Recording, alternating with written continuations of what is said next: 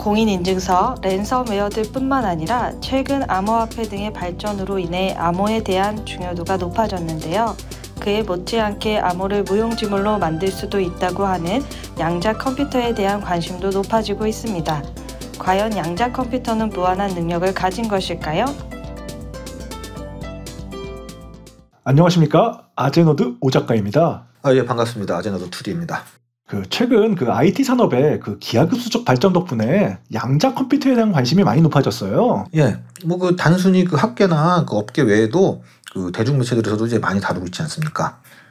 특히 양자 컴퓨터가 각종 공인 인증서나 비트코인 같은 암호화폐 등에 사용되면 다 무용지물이 된다는데 이게 사실입니까? 예, 그런 얘기 많이 들어보셨을 겁니다. 일단 저런 공인 인증서나 비트코인 같은 암호화폐의 기술의 기반은 암호인데 비대칭 암호 기술과 또 해시 함수를 이용한 단방향 암호 기술을 채용하고 있어요. 근데 양자 컴퓨터가 이제 특히 강한 분야 중에 하나가 바로 저런 암호 해독이거든요. 오늘은 이 암호 체계에 대해서 한번 알아보도록 하겠습니다. 근데 비대칭 암호는 뭐고 단방향 암호는 뭡니까? 뭐가 좀 이렇게 골치 아픈 것 같은데. 이게 일반적인 암호 체계는 암호할 때 쓰는 비밀번호, 즉 이제 이거를 키, 열쇠라고 하는데. 열쇠요? 예. 암호를 풀 때도 이게 똑같은 키를 사용을 합니다. 근데 이제 비대칭 암호는 암호화하는 열쇠와 암호를 푸는데 사용하는 열쇠가 각각 다른 경우예요.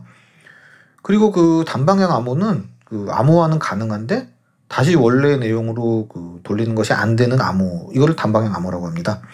아니 이런 걸 왜 씁니까? 불편하게. 원래의 내용으로 복원 못하는 걸 어디다 써먹어요? 일단 이런 단방향 암호는 회원 가입 많이 하지 않습니까? 그렇죠. 회원 가입할 때 비밀번호로 사용되는 경우가 굉장히 많아요. 이 기술 쓰지 않으면은 이거 정보통신법 위반으로 과태료 물게 됩니다. 진짜요? 예. 예를 들어서 제가 만약에 어느 사이트에 가입을 한다고 하죠. 네. 그럼 보통 아이디 넣고 비밀번호 넣잖아요. 그렇죠. 그럼 여기서 제가 비밀번호를 1, 2, 3, 4, 5, 6, 7, 8, 9 이렇게 입력했다고 해봅시다. 아니 비밀번호를 골라도 저렇게 어정쩡하게 그렇게 쓰세요. 예시용으로 좀 간단히 설명하기 위한 건데 아무튼 저렇게 입력을 하면은 단방향 암호 체계는 해시 함수라고 있어요. 해시 함수를 통해서 고정된 기지의 값으로 이제 변환을 합니다. 그러면은 1, 2, 3, 4, 5, 6, 7, 8, 9를 해시 함수를 돌리면은 네? 다음과 같은 이제 고정 길이의 문자가 나오게 됩니다. 복잡한데요? 예. 이게 256비트의 길이여서 SHA-256 해시라고 합니다. SHA-256 해시요? 예. 말 그대로 원본을 해시, 즉 이게 잘게 완전히 갈아버려서 완전히 다른 값이 나오는 거거든요. 그러네요, 보니까. 이 값은 1, 2, 3, 4, 5, 6, 7, 8, 9 이거로만 만들어주시는 거의 유일한 값이 되는 거예요. 그리고 이 값은 비가역적이라 지금 나왔던 이 해시 값에서 다시 1, 2, 3, 4, 5, 6, 7, 8, 9로 복원하는 방법은 없어요. 그렇기 때문에 암호화하고 풀 때 쓰는 별도의 이 키는 필요 없지요. 근데 이걸 어디다 써먹어요? 이거를 가입 정보를 담는 서버의 데이터베이스에는 비밀번호로 1, 2, 3, 4, 5, 6, 7, 8, 9가 아니라 이 지금 변환된 해시값, 이 값이 저장되는 거예요. 그래서 저희는 저장하고 있지 않습니다 이런 말을 하는군요. 보통 업체에서요. 근데 그냥 1, 2, 3, 4, 5, 6, 7, 8, 9를 넣어서 쓰면 되지 뭐하러 저런 번거로운 걸 합니까? 이게 보안 때문이에요, 보안. 예전에도 대형 사이트들 고객 정보 털리고 그래서 말 많지 않았습니까? 그거 매번 있는 일이지 않습니까? 예. 지금도 발생하는데 근데 저런 경우는 저 변환된 해시 값이 노출되어도 저기서 다시 1, 2, 3, 4, 5, 6, 7, 8, 9로 복원할 수 없기 때문에 저 값이 노출되어도 원래 값을 모르니까 로그인할 수 없는 거예요. 저 값만 볼 수 있으니까 제가 진짜 쓴 비밀번호는 모르는 거군요. 그렇죠. 그래서 본인 암호 모르면은 본인 인증 절차 거쳐서 다시 만들어야 되는 게 다 그런 이유가 있는 거예요. 그렇군요. 예, 운영 측에 연락해서 제 비번 까먹었어요, 알려주세요 해도 자기들도 모른다고밖에 못해요. 데이터베이스 조회해봐야 저 해시된 값만 나오니까요. 그렇겠죠.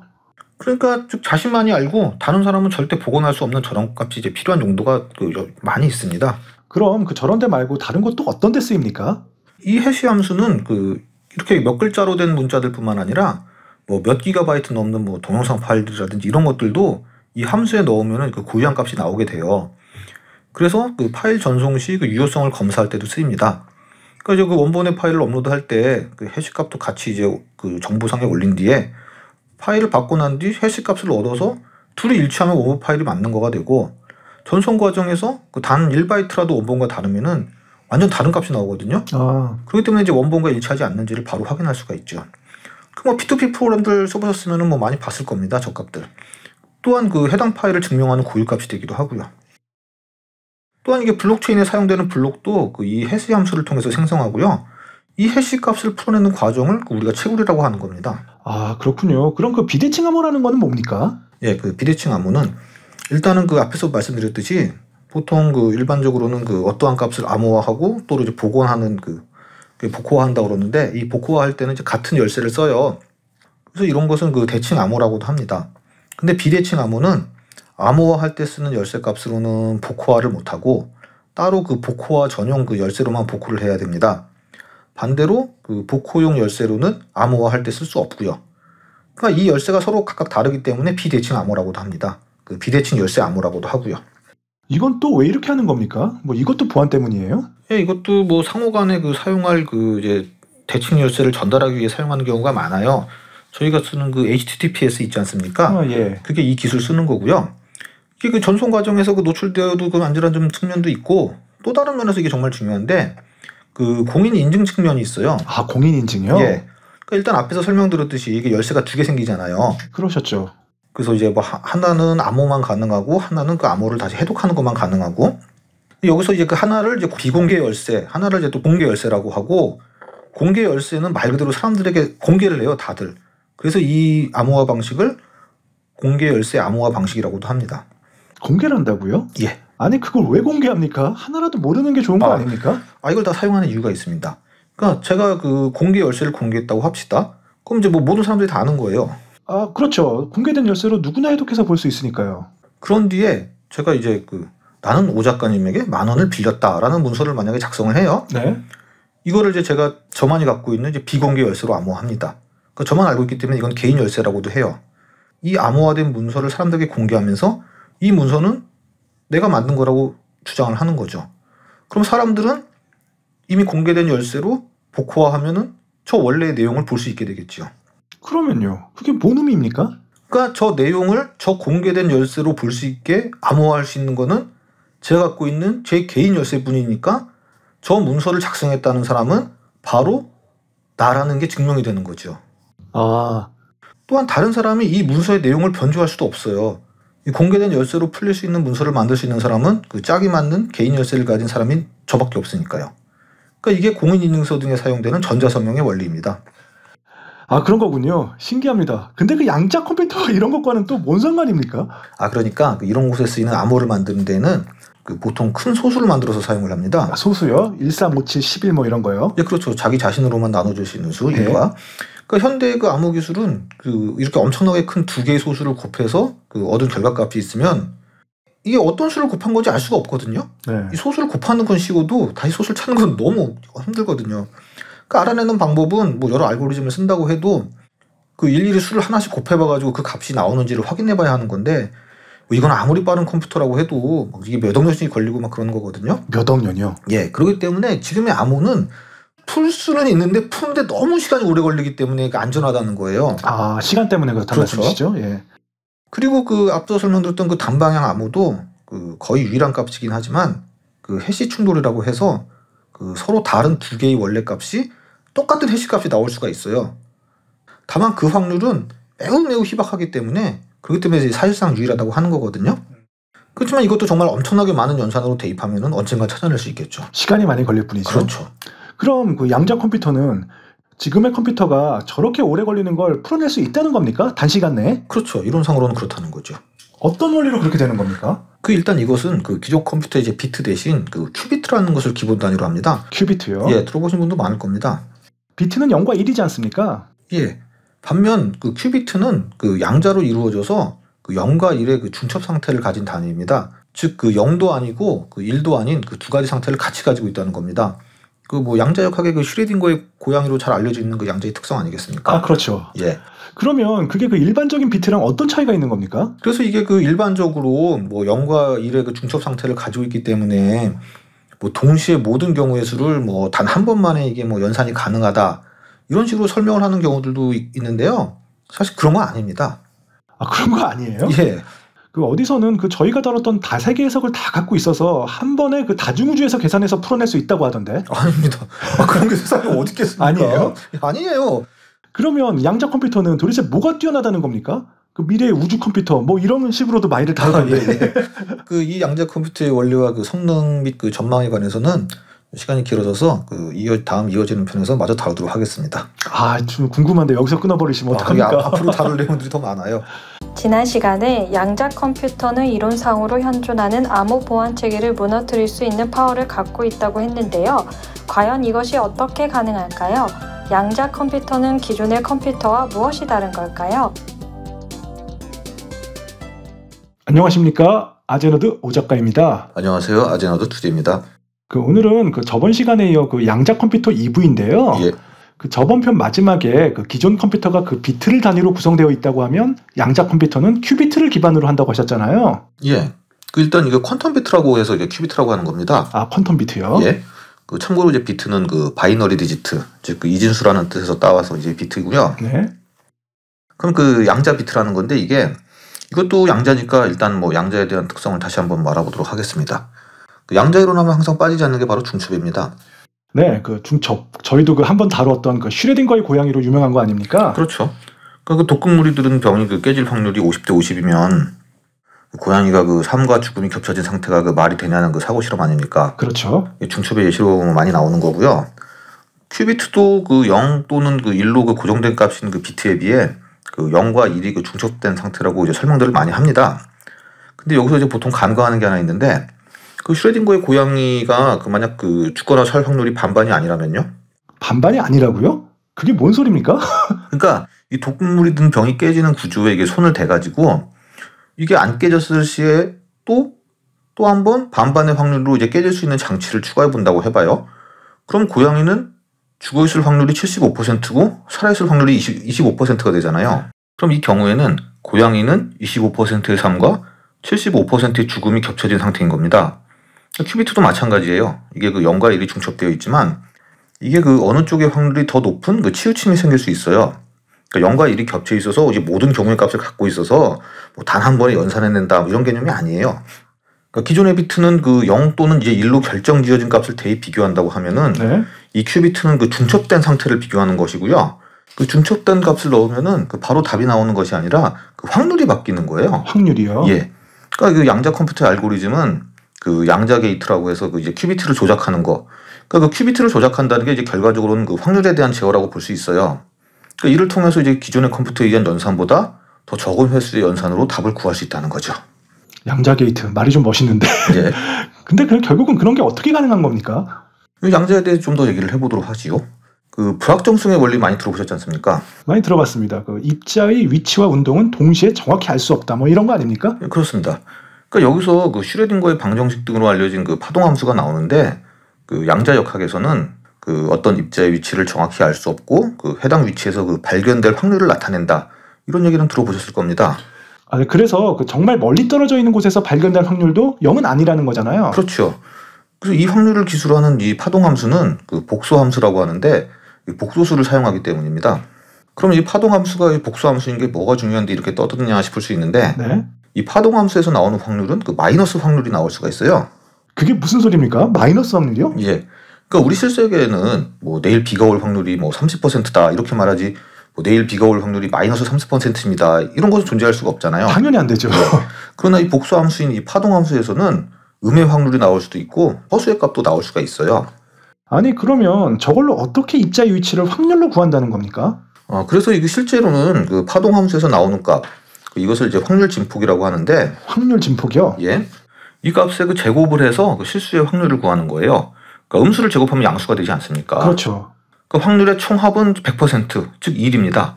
그리고 확률 진폭은 제곱해서 더하면 1이 되는 거고요. 따라서 항상 양의 확률 값을 구할 수 있게 되는 겁니다. 좀 어렵긴 한데 근데 이게 뭔 의미입니까? 그러니까 이 양자 알고리즘에서는 이 음의 확률 진폭은 양의 확률 진폭을 상쇄시켜요. 그러니까 플러스 값과 마이너스 값이 부딪히면 줄어드는 거 아니겠습니까? 그렇죠. 즉 이 정답이 아닌 확률을 제거하는 효과가 생겨요. 따라서 이러한 알고리즘을 사용해서 기존의 알고리즘에 비해 확연히 단축된 연산만으로 또 답을 구할 수 있게 됩니다.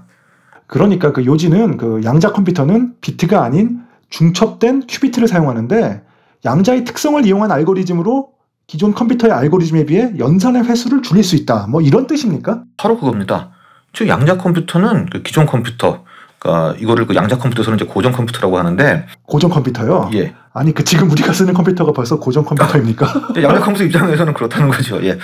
그 아무튼 이 고전 컴퓨터에서 그 단순히 양자 컴퓨터가 그 연산 속도만 빠르다거나 그 뭐 한 번에 많은 병렬 연산을 해서 빠르다는 것이 아니고 이렇게 양자의 특성을 사용한 알고리즘을 통해 그 정답일 확률을 높여서 그 연산의 횟수를 이제 획기적으로 줄여서 그 빠른 답을 구한다는 것, 이게 양자 컴퓨터의 강점입니다. 아무튼 그러면 기존의 컴퓨터보다 다 빠른 거 아닙니까? 아, 그렇지 않아요. 그 일반적인 사칭 전산 같은 것은 오히려 고전 컴퓨터가 훨씬 더 빨라요. 그러니까 양자 컴퓨터가 기존 컴퓨터보다 빠른 부분은 한정적이에요. 한정적이라고요? 예. 그러니까 기존 컴퓨터도 이 양자 알고리즘을 시뮬레이션해서 돌릴 수는 있습니다. 다만 이제 그게 너무너무 오래 걸리기 때문에 이제 비효율적인 거고요. 반대로 양자 컴퓨터도 그 고전 컴퓨터가 할 수 있는 것은 가능합니다만 이 경우는 또 고전 컴퓨터가 훨씬 효율적이에요. 즉 이거는 그 서로 상호 보완적인 성격이 있는 겁니다. 아 정말이에요? 예. 양자 컴퓨터가 그럼 일반 상용화되면 기존 컴퓨터 다 필요 없어지는 거 아니에요? 아닙니다. 그 현재 컴퓨터로 가능한 양자 알고리즘은 그렇게 많지 않아요. 아니 그 일반 컴퓨터가 수만 년, 수억 년 걸리는 거를 몇 분만 해내서 아무 다 무용지물 된다고 전편에서 말씀하시고는. 예. 그게 그런 부분에서만 강한 거예요. 그러니까 방금 말씀드렸듯이 그 개발되는 양자 알고리즘은 아직 많지 않습니다만 그중 대표적인 것으로 이제 그 그로버 알고리즘이라고 있어요. 그로버 알고리즘이요? 예. 그러니까 여기서 예를 들어보죠. 그러니까 번호가 매겨져 있는 그 16개의 상자가 있고 이 중 한 곳에 이제 공이 들어있다고 합시다. 그럼 이게 처음 한 번에 이 공이 들어있는 상자를 맞출 확률은 몇이겠습니까? 아, 너무 쉬운데요. 당연히 뭐 16개 중에 하나니까 16분의 1이겠죠? 그렇죠. 그러니까 운이 좋으면 한 번에 맞출 수도 있지만 최악의 경우에는 16번 열어봐야 공을 찾을 수 있죠. 아, 당연하죠. 예. 이렇게 한 번씩 해보는 방법을 이제 무차별 대입, 그 브루트 포스 알고리즘이라고 합니다. 아니 이렇게 무식한 방법도 알고리즘입니까? 그래서 무대포라는 뜻 아니겠습니까? 아무튼 이 말은 1에서 16 중 하나를 찾는 것과 같은 거 아닙니까? 그렇죠. 그러면은 16은 2의 4승, 즉 4비트입니다. 그러니까 고전 컴퓨터의 알고리즘이라면은 그 n 비트 중에 하나의 값을 찾기 위해서는 2의 n승만큼 확인을 해봐야 하는 거죠. 4비트라고 하면 결국 4가지의 비트가 0인지 1인지를 찾는 이 과정이라고 할 수 있습니다. 그러면은 2분의 1 곱하기 2분의 1 곱하기 2분의 1 곱하기 2분의 1, 즉 16분의 1인 거죠. 그렇죠. 16분의 1이죠. 예. 저런 고전 컴퓨터 방식이 아닌 그 양자 알고리즘인 이제 그로버 알고리즘을 적용하면은 이 확률을 4분의 1로 줄일 수 있습니다. 아니 어떻게 그런 게 가능합니까? 그러니까 이거 앞서 말한 그 고전적 확률 개념이 아닌 그 파동 함수에 의해 이제 일단 처음에 50대 50의 확률로 세팅된 그 4개의 큐비트를 대입을 하면은 각각의 큐비트는 이제 그 정답일 확률과 이제 오답일 확률이 이제 상쇄되어서 그 앞에서 말한 그 큐비트의 확률에 그 치우침이 생기게 됩니다. 그렇게 해서 단 4번 만의 연산으로 각 큐비트가 100%의 확률을 얻을 수 있다는 그 수학적 양자 알고리즘이 바로 이 그로버 알고리즘입니다. 대단하긴 한데 그래도 뭐 그렇게 획기적으로 줄어드는 건 아닌 것 같은데요. 이 그로버 알고리즘은 이 고전적 방법의 횟수에 그 제곱근한 값의 횟수를 필요로 합니다. 그러니까 얼마 아닌 것 같지만 100번 해야 될 거를 10번, 10,000번 해야 될 거를 100번, 1조 번 해야 할 것을 100만 번으로 줄일 수 있어요. 1조 번과 100만 번은 슬슬 차이가 나지 않습니까? 엄청 차이 나죠. 예. 2의 64승 정도 되면 1844경 6744조 뭐 이렇게 나오는데 그로버 알고리즘은 2의 32승인 대략 42억 9,400만 정도로 줄어드는데 엄청난 차이입니다. 이 숫자도 뭐 크게 느끼실 수 있지만 컴퓨터 레벨에서는 뭐 순식간에 계산할 수 있어요. 최신 인텔이나 뭐 AMD 등의 CPU면은 이거 다 금방 풀려요. 대단한데요. 예. 그러니까 이미 과거 IBM에서 만든 DES라는 56비트 암호 체계가 있었어요. 10년대 나온 건데 당시 슈퍼컴퓨터로도 뭐 몇만 년 걸릴 것이기 때문에 뭐 강력한 암호였지만 지금 컴퓨터의 엄청난 발전으로 인해서 이 56비트는 절대 안전하지가 않아요. 그래서 이제 뭐 3중 DS라고 뭐 3번 중복해서 뭐 암호를 거는 방법도 사용했지만 결국 이 암호 체계 자체가 낡은 거라서 AES라는 새로운 암호 체계로 바뀌었습니다.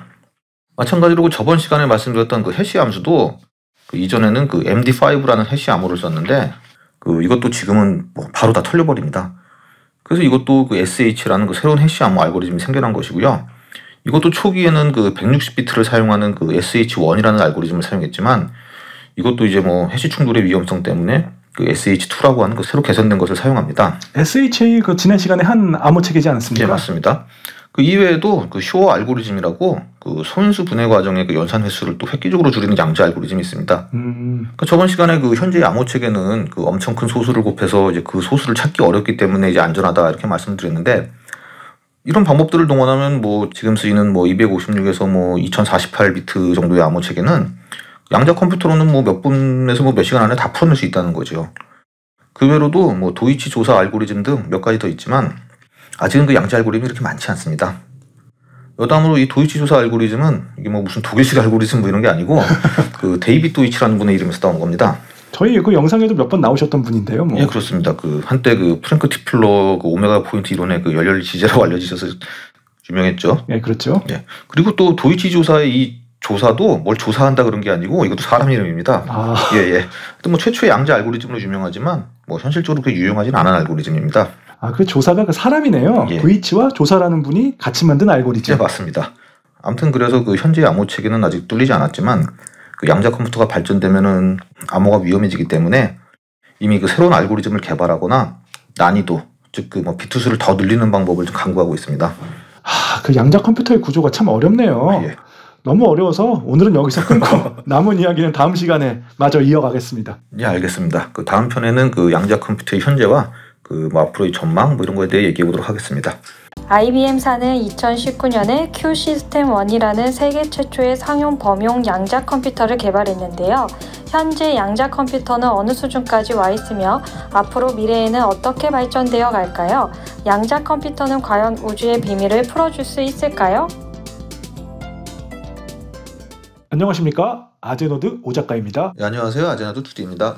자, 그 지난 2부에 걸쳐 그 양자 컴퓨터에 관한 이야기를 나누었는데요. 예, 그 좀 어려운 개념도 나와서 충분한 설명이 좀 됐는지 잘 모르겠습니다. 자, 그럼 또 오늘 또 질문을 시작하죠. 아, 예. 그 현재 이 양자 컴퓨터는 도대체 어디까지 와 있는 겁니까? 예, 그 앞에서 살펴봤듯이 이 양자 컴퓨터의 성능은 그 몇 개의 큐비트로 이제 구성되어 있는지가 중요해요. 그 여러 개의 큐비트를 동시에 운영할 수 있어야 그 앞서 살펴본 그 암호들을 무력할 수 있고 그런 거거든요. 이제 불행히도 아직은 이제 그 정도의 큐비트를 다룰 정도가 되지는 않았습니다. 왜 그렇게 어려운 건가요? 그 이 양자의 특성 중 하나가 그 관측이 이루어지면은 그 중첩이 붕괴되는 거 아니겠습니까? 아, 그렇죠. 양자 특성상. 예. 그렇기 때문에 그 이 양자를 그 다른 물질과 이제 상호작용하지 않게 완전히 고립시켜야 되는 문제가 있습니다. 또한 그 뭐 열이라든지 이런 다른 힘의 영향을 받아서 안 되기 때문에 절대 온도, 그 영하 273도를 유지해야 되고 그 외부에 어떠한 힘도 미치지 않게 만들어야 되는데 이게 보통 어려운 게 아니죠.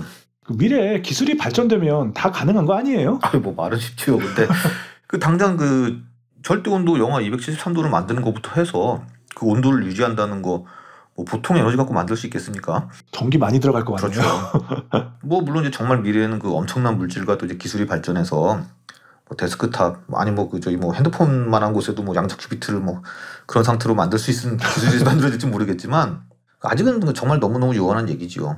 그렇기 때문에 그 당장은 양자 컴퓨터가 실용화된다고 해도 사실 일반인들은 그 사용할 이유도 없어요. 뭐 이걸로 게임할 것도 아니고 인터넷 할 것도 아니고요. 양자 컴퓨터로 게임하면 뭐 그래픽 끝내주는 거 나오는 거 아닙니까? 아, 예, 뭐 그런 RTX 시리즈 능가하게?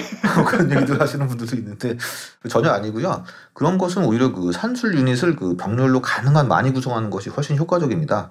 그 그래픽 카드의 그 GPU가 그렇게 구성되어 있는 것이고요. 아, 좀 실망이 큰데요. 그럼 그 양자 컴퓨터로 할 수 있는 것이 겨우 암호 푸는 것밖에 없습니까? 아니 겨우 뭐라뇨? 엄청난 건데. 그리고 그렇게 실망할 것만은 없어요. 그 앞서 설명드린 그 무차별 대입, 그 브루트포스 이런 것들은 그 암호 분야에서도 뭐 중요한 역할을 하지만 그 외 분야에서도 많이 사용돼요. 그 뭐 여러 시뮬레이션 등에서도 사용되고 유용합니다.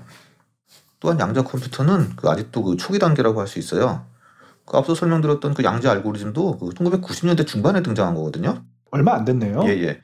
그리고 또 최근에는 그 구글 등에서도 그 IBM과 그 경쟁적으로 개발을 하고 있고 이러다 보니 이제 좀 양자 컴퓨터에 대한 관심도 높아져서 그 최근에는 그 마이크로소프트에서도 양자 알고리즘 연구용 언어 그 Q샵이라는 것도 내놨어요. 앞으로 그 여러 양자 알고리즘이 개발되면 그 뭐 인공지능이나 의학, 뭐 수학, 뭐 물리학 등에서도 많이 활용될 것으로 봅니다. 근데 그 D-Wave라고 이미 그 상용화돼서 팔고 있는 양자 컴퓨터도 있지 않습니까? 아, 예.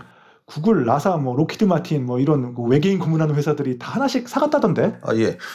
일단 그것도 그 초전도체를 사용해서 그 절대 온도에서 사용하고 또 그 큐비트를 사용하는 것도 맞긴 해요. 다만 이제 앞에서 저희가 말씀드렸던 양자 컴퓨터는 그 범용적인 정말 유니버셜한 개념의 컴퓨터인 반면 이 D-Wave사의 컴퓨터는 그 특정 계산에만 사용될 수 있는 컴퓨터예요. 특정 계산에만요. 예. 그러니까 앞서 그 IBM의 그 범용 양자 컴퓨터가 그 그 20에서 뭐 50큐비트 정도의 수준에 있는 반면 이것은 뭐 2000개 넘는 큐비트를 다룰 수 있다고 합니다. 아니 그런 거 엄청난 거 아닙니까? 그 큐비트 하나 늘리는 게 그렇게 어렵고 또 늘어날 때마다 성능이 엄청 향상된다고 하시지 않았습니까? 근데 그 말씀드렸듯이 이거는 이거 조합에 대한 최적화라는 그 한정된 문제 해결에만 특화된 컴퓨터라고 해요. 그러다 보니 이제 이거는 이제 진정한 양자 컴퓨터가 아니다라고 보는 시각이 많아요. 이거는 그 저번 시간에 말씀드린 그 양자 게이트를 사용하는 방식이 아니라서 그 쇼어 알고리즘이나 뭐 그로버 알고리즘 등등을 사용할 수도 없어요. 당연히 암호 빨리 풀고 이런 거 못합니다. 그래도 그 양자 컴퓨터인데 가격도 그 150억 정도 하고 그렇다면서요. 이게 근데 심지어 그 양자 컴퓨터도 아닌 그 기존 고전 컴퓨터랑 그 비교해봤는데도 이제 별 차이 없다는 말까지 나오고 그랬어요. 아 진짜예요? 예. 그럼 사기 아닙니까? 그건 아니고 뭐 그 양자 어닐링이라는 그 좀 다른 방식을 사용한다는데 아무튼 그 뭐 해당 문제에 관해서는 뭐 비약적으로 빠르다고 하니까 뭐 그 분야가 필요한 연구에서는 뭐 도움이 될 수도 있겠죠. 아무튼 이건 좀 논란이 있는 모델입니다. D-Wave 좀 실망인데요. 근데 그 각종 미디어에서는 양자 컴퓨터는 왜 무한한 능력에 뭐 심지어 거의 신과 같이 묘사되기도 하는데요. 예. 아무래도 그 기존의 컴퓨터보다 좀 새로운 개념이고 또 기존 슈퍼컴퓨터보다 훨씬 뛰어나다는 인식들이 유행해서인지 영화나 만화, 소설 등에서 그렇게 묘사되는 경우가 많죠. 더군다나 그 양자라는 이름 때문에 그 미시적인 세계부터 그 우주적 스케일까지 뭐 엄청나게 묘사되는 경우가 많습니다. 그러니까요. 혹시 그 2020년 미드 그 레브스 보셨습니까? 예. 그 엑스마키나 등을 감독한 그 알렉스 가랜드가 그 제작, 각본, 연출까지 다 한 그 SF 미드 아닙니까? 그렇죠. 아마 제 개인적 생각으로는 그 양자 컴퓨터를 다룬 가장 유명한 미디어 작품 중 하나 같은데 뭐 그 아무리 SF라고는 하지만 그 여기서 등장하는 양자 컴퓨터는 그 말씀해 주셨던 지금 개발되고 있는 양자 컴퓨터들이랑 그 매우 다른 엄청난 능력을 가진 기계로 나오고 그러잖아요. 예. 그 현재로서는 그 이제 기존 고전 컴퓨터가 뭐 수천만 년 걸리는 것들을 뭐 단 몇 분 만에 계산해낸다 이런 이미지가 있다 보니까 양자 컴퓨터는 뭐 정말 무한한 능력을 가진 것으로 상정해서 그 상상력 풀어나가기 좋지 않습니까? 그렇죠. 다만 이미 말씀드렸듯이 그 상당 부분들은 좀 잘못 알려지거나 과장되거나 또 알면서도 이게 일부러 이제 꾸며내서 묘사하는 거죠. 그리고 이제 그 드라마의 진짜 핵심은 그 양자 컴퓨터 자체보다는 그 양자 세계관과 그 뭐 시뮬레이션 이론 등을 바탕으로 한 그 결정론과 자유의지에 관한 이야기로 생각을 합니다. 더 얘기하면 뭐 스포일러가 너무 많이 나와서 데브스 이야기는 그 기회가 되면 다시 한번 다뤄보도록 하겠습니다. 알겠습니다. 그럼 그 우주의 비밀을 풀어낼 컴퓨터는 진짜 없는 겁니까? 없지요. 그런 게 어딨어요. 다만 그 가상의 그 컴퓨터라고 할 수 있는 그 오라클 머신이라는 것이 있긴 합니다. 오라클 머신이요? 그건 뭡니까? 뭐 그 오라클 회사에서 만든 컴퓨터예요? 아닙니다. 그 데이터베이스 만드는 회사인 그 오라클과는 무관하고요. 그 신탁 기계라고 하는데 그 어떤 질문에도 대답을 할 수 있는 그 가상의 기계입니다. 가상의 기계요. 뭐 이것도 그러면 뇌내망상 아닙니까? 이런 걸 뭐 그리 거창하게 이름을 붙입니까? 그 은하수를 여행하는 히치하이커 있지 않습니까? 네, 그 더글라스 애담스의 그 유명한 SF 소설이자 뭐 라디오 드라마, 뭐 영화로도 만들어진 것 아닙니까? 예, 거기 보면은 그 우주 아니 그 뭐 세상의 본질에 대한 그 질문을 던지고 그에 대한 그 답을 구하는 그런 거 나오지 않습니까? 입이 좀 근질근질한데. 예, 정답은 스포일러라서 뭐 여기서는 얘기 안 하겠습니다만 아무튼 이거는 그 오라클 머신이라고 할 수 있죠. 어떤 질문에 대답을 할 수 있는 기계 아닙니까? 그리고 이제 이 위에 만들어진 것이 바로 그 지구 아닙니까? 그 지구, 여기서는 그 지구가 하나의 컴퓨터가 되는 거죠. 그럼 지구도 이제 어떠한 답을 내기 위한 그 오라클 머신의 일종이라고 할 수 있죠. 지구가 컴퓨터, 뭐 오라클 머신이라고요? 뭐 저희 시뮬레이션 우주편에서도 다뤘지만 우주 자체를 컴퓨터로 보는 시각들이 뭐 많잖아요. 뭐, 너무 많죠. 네, 뭐 이 세상이 뭐 시뮬레이션이다도 있고 그 스티븐 울프램처럼 시뮬레이션이고 뭐고 그냥 우주 자체가 그냥 컴퓨터라는 뭐 이런 시각들도 있고요. 그러니까 컴퓨터라는 것을 어떻게 보면은 어떤 프로그램에 의해 수많은 정보들이 처리되는 어떠한 장치라고 할 수 있잖아요. 그렇다고 할 수 있죠. 그럼 양자 컴퓨터에서도 보듯이 이게 뭐 꼭 무슨 뭐 반도체 칩으로 뭐 이렇게 구성되어지는 것은 아니거든요. 그렇죠. 또한 그 저희 뭐 오메가 포인트 편에서도 얘기했듯이 그 프리먼 다이슨의 그 생명의 정의에 보면 결국 뭐 인간 뭐 동식물 뭐 기계 뭐 우주의 별이나 은하 등등 이런 거 다 생명이자 정보라고 할 수 있거든요. 유기체, 무기체 상관없이 말이죠. 뭐 일단 그렇다고 하면요. 그렇다면 그 저런 것들이 다 정보라고 하면은 우주는 그 정보를 처리하고 있는 그 자체를 컴퓨터라고 할 수 있는 거죠. 결국 우주는 양자 컴퓨터다. 뭐 이런 주장들이 생각나는데요. 근데 이런 이야기에 근거는 있는 건가요? 예, 그거는 뭐 제가 알기로는 그 MIT 교수인 그 세스 로이드가 2006년에 출간한 그 프로그래밍 유니버스라는 책이 아마 그 주장의 토대로 알고 있습니다. 프로그래밍 유니버스요? 예. 그 앞에서 얘기한 것처럼 그 우주가 정보를 계산하고 있다고 하면 우주는 양자역학의 법칙에 지배를 받고 있기 때문에 그 본질적으로는 양자 메커니즘 방식으로 계산을 한다는 거죠. 당연히 뭐 비트 가장 기본이 되는 것도 양자 비트가 되는 거고 이것이 맞다면은 우주의 역사는 사실상 거대하고 지속적인 그 양자 계산 방식이라는 겁니다. 그래서 결국 우주는 양자 컴퓨터다 이렇게 말하는 거죠. 이것이 그 세스 로이드 박사의 논리입니다. 그 논리가 그렇게 되는 겁니까? 제가 어떻게 합니까? 근데 하여튼 뭐 아직까지는 그냥 사변적 가설이죠. 하지만 그 뭐 과거의 상상들이 뭐 지금은 그 상상 이상으로 나타나기도 하고 그런 세상 아닙니까? 그러니까 앞으로 양자 컴퓨터를 넘는 또 무언가가 나올 수 있겠고 언젠가 또 그것이 오라클 머신이 되어서 어떤 문제에 대한 정답을 줄지 뭐 모르는 거 아니겠습니까? 좀 사족 같은 질문인데요. 그 말이 맞다면 결국 그 아득한 먼 미래 아이작 아시모프의 최후의 질문에 등장하는 그 전능한 우주컴 AC 비슷한 게 등장해서 그 질문에 대한 답도 풀어내는 게 가능하지 않을까요? 뭐 다중우주를 뭐 시뮬레이션하는 오메가 포인트나 뭐 시뮬레이션 이론의 그 뭐 우주 컴퓨터 거기에 더해서 뭐 오늘 말씀드렸던 뭐 오라클 머신 이런 거 다 뭐 양자 역학에 이제 기초한 그 이론적 토대는 이제 갖추었다고 주장을 하죠. 그렇죠. 근데 이런 것들은 지금 한창 개발 중인 그 현 인류의 그 양자 컴퓨터와는 아직 거리가 멀다고 일단 말씀드리고 싶고요. 물론 그 먼 미래에 뭐 이런 막강한 컴퓨터들이 정말 등장할 수도 있겠지만 그게 언제가 될지는 뭐 아직은 너무너무 멀고 뭐 짐작할 수도 없죠. 잘 알겠습니다. 오늘은 현재 그 양자 컴퓨터의 발전이 어디까지 왔으며 먼 미래 어디까지 양자 컴이 발전할 수 있나 간단히 그 SF 영화의 상상력을 빌어서 한번 알아봤습니다. 양자 컴퓨터를 주제로 3부에 걸쳐 이야기해봤는데요. 역시 어려운 주제 같습니다. 앞으로도 관련 새로운 소식 나오면 다시 영상에 담을 것을 약속드리면서 좋아요와 구독 좀 부탁드리겠습니다. 저희는 또 다른 영상으로 찾아뵙겠습니다. 지금까지 아제노드였습니다. 시청해주셔서 감사합니다. 감사합니다. 자, 영상 유익하게 감상하셨는지요? 다음 시간에 더 재미있고 유익한 영상으로 찾아뵐 것을 약속드리며 좋아요와 구독 부탁드리겠습니다. 지금까지 아제노드였습니다. 편안한 일상 되세요.